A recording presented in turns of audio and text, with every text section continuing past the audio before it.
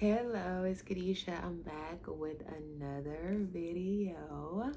We have to teach our children financial literacy so that they can be responsible when they are entering into a big amount of money. So, for those of you who are new here, I am a sports analyst by night, even though I do other things during the day. Uh, so you may get a little bit of a sports reference here and there just to kind of help us bring it to today's terms when I am discussing the Bible, because of course the Bible was written over 2,000 years ago, and during that time, farming and fishing was the thing. So we saw the reference quite there. Much we saw the reference come from that more than what we do today. Not to say that fishing and farming isn't a thing, because of course it is, but we have other things that we can refer to that people will also be able to understand the Bible a little bit more. And I don't know if I'm actually coming from a Bible verse today, so just get FYI. But anyway, so as we know, the NBA drafts is, after you watch this video, it probably will be gone or be finished. But as we know, each generation is getting more skilled and talented, and they're doing their thing to be able to go into the marketplace and actually produce big and make big amounts of money that they've never ever seen before, doing something that they really really enjoy and love. And of course that is a blessing, because we've seen where talented people did not end up in the NFL or NBA or whatever sport it is, in the major leagues. We've seen that. So when they do get in that position, we need to have already instilled in them the things that they need to know. So when they get this, they're not like, oh, let me buy this, this. Instead, and be like, okay, this is something that will set my family up for generational wealth. And of course, I know we talk about, like, you don't want to give your next generation that didn't work for something this much money. And that's why the most important thing we can give our children is financial literacy, and of course how to be a good person. So they go off and do what they want to do, but if you've instilled that in them, I do believe what the word says, like when they grow old, they will not depart from it. So yeah, they may go away for a little while, but it will be situations that happen in their life, and the Lord is so faithful in this, where he will remind them of, like, that's something that your parents said. Now this hair is trying to play me. And they were like, wow, what my parents were, wise, or whatever the case may be. So the example I have today is from the NBA drafts, of course. I did not watch it because unfortunately I have not been keeping up with college football. That's why I'm a sports analyst in my own way, because it's when I want to watch it versus if I'm a sports analyst for ESPN, I gotta watch it all the time. It's like, no, I got other things to do. I can't be sitting here watching this. They're like, ma'am, that's your job. No, it's not. That's not my job. That's something I do for fun. So that's why I get to do it on my YouTube when I get ready. So it was reported that one of the individuals, and this is, I feel like the Lord is so gentle. This was a humbling experience for that young man, as it was for the person who won did not win the Heisman, but was nominated for the Heisman and did not win, but had all this stuff to say about it, and then didn't even get drafted. And so it's just like a humbling experience to say, yeah, I have skills, but the thing is, I have to have character to go with it in order to be able to steward over everything that I have correctly. So getting to what I'm saying, the guy was reportedly wearing a custom suit, which is great. You got the money for it, NIL, which is a blessing in itself. And the jewelry piece that he was wearing one was quoted to be like $3 million, and then another, not necessarily a jewelry piece, but another accessory that he had was quoted for like $1 million. Now, can I say that he paid that for it? I don't know. I don't think he was gifted it. I can't say. But the thing is, if he paid for it, because I'm going to say if, I don't know, allegedly, if he paid for that, you have to think about $4 million going to something that you're showing, I guess, that you have this status or something, I don't know. And then you're ready to walk on this stage, because that's of course why you wear it. You wear it because you think, I'm about to get drafted into the NBA. And so I want everybody to see what exactly I'm wearing, even though they show them in the audience as well. And they probably have like red carpet and things, but he did not get drafted. And so if it's a gift, if somebody's saying, oh, I just want you to wear this piece because of who you are, then that's great. But if he bought it, then it's like,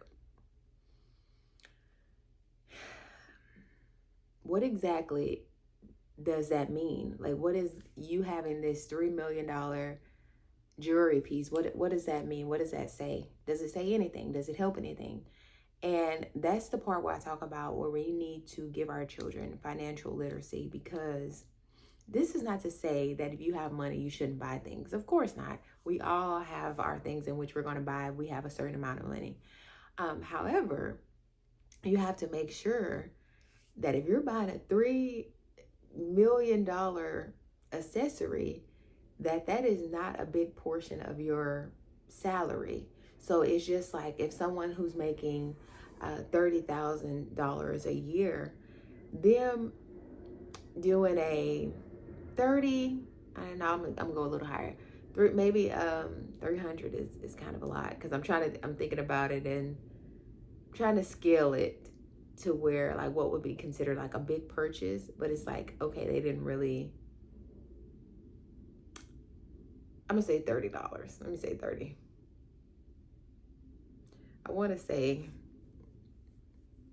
I guess I should have came up with my math percentages before, but I have to, you have to think like it has to be a very small percentage. Let me go back. 30,000 a month instead of 30,000 a year. So you're making 30,000 a month, which is a lot of money. That's a lot of money. But people make that daily. So of course things are relative, but $30,000 a month. So a $300 purchase is nothing to someone who's making $30,000 a month. They're like, oh, that's kind of like a penny to someone who makes maybe $2,000 a month, $3,000 a month. So it's considered like not much. But if you're making, I don't know this person's salary, but if you're making 26 million a year, $4 million is a lot. You got to go down got to take a couple commas away to say if that is, a lot, or if that's reasonable. And I've heard the term in which I'm like, I kind of like that. If you can't buy it 3 times, you can't afford it. And if someone's making $26 million, they say, well, $4 million. So 3 times 4 is $12 million. So when you look at that, that's nearly, half of my yearly, and I don't know how they do with the, like I said, 26 million, if it's a 4-year contract, or if you're making 26 million a year. It's like, that is financially irresponsible, and it's just not, it's not wise. Because one thing about every season, okay, there we go, Lord. One thing about every season of life, we can go back and look at the Bible. We can see in the world that we live that there are seasons in life. So it's not spring all year round. It's not summer all year round. It's not winter all year round. It's not fall all year round. I can't leave one out. Just like with Joseph, there was a season where there was plenty. And of course, I would hope that no one ever would have to go through a drought. But when we're financially responsible, even in a drought, like we're able to be sustained because we took those good years in which you're young, you're healthy, you can work like a ox, a cow, whatever the hardest working farm animal there is. Um, and then when you get old, you don't have to work as hard, or you can work in different ways. But it's only if we're financially literate to be able to actually do those things and not just think, oh, if I made this month, I can make that again, because you may be setting yourself up for failure. As we know with the stock market, and it maybe you may not know, things go up and down daily, and that's why you can't be on that, because you'll be stressed out. If you look at that daily, you will be stressed out because you'll be like, oh my goodness, all my money going on out, and the next day is up and you'll be happy. And so it's just like we have to realize that there are seasons to everything. And if you're in a season of plenty, God bless you. And I pray that stays. I pray that stays. However, don't take it for granted. Don't take it for granted at all. Think like, okay, yeah, I'm gonna be wise. I'm not gonna be to the point where I'm like, because I can believe in being frugal, but not to the point where it's just like you just doing too much. And everybody has their doing too much. That's relative, but it's to the point so it's like this is gonna be good for me, because we don't want to look back over our lives and we see that we spent so badly that we were like, man, if I wouldn't have spent that, I could have been doing this. And don't take this as to saying like you shouldn't help people or anything like that, because that's happened to me. Like I'll be like, man, if I wouldn't have helped them, I would have had this. And so this is not about that. This is more so about, are we being obedient to what God has called us to do by being good stewards over what we have. And so the Lord might have you, I'm not going to necessarily say buy an item, but may have you to give somebody something and you don't get to necessarily see it back, or it come back in a way that you gave it out. But we have to be like, okay, Lord, this is you versus me buying an item. And like I said, this is not about us not buying stuff, not enjoying the fruits of our labor, because I truly believe in that. However, it's just being responsible when the Lord has given us much to steward over, because the Lord tells us, he who will be faithful in little will be faithful in much. And most of the time when people have much, they're not, and they didn't know how to be responsible in the little, they are not faithful in it, and it's terrible. And so I bring this to light for us to be aware of it, and I think we are aware of it, but to really instill it into our children, because you may have that mindset already, but it's not enough that I have the knowledge. It's not enough. It's going to be enough that I'm talking to the ones that are coming behind me as well, and even the ones that are ahead of you. It's not enough that I keep it to myself. So may this be your encouragement or your confirmation to know that you have to step up and say something. And if you needed this video to realize like, oh, okay, I'm not financially literate myself, so I need to get some more. Today, nobody should be in a place to where they don't know. And not to say that Google has every answer, but you can find majority of what you need online.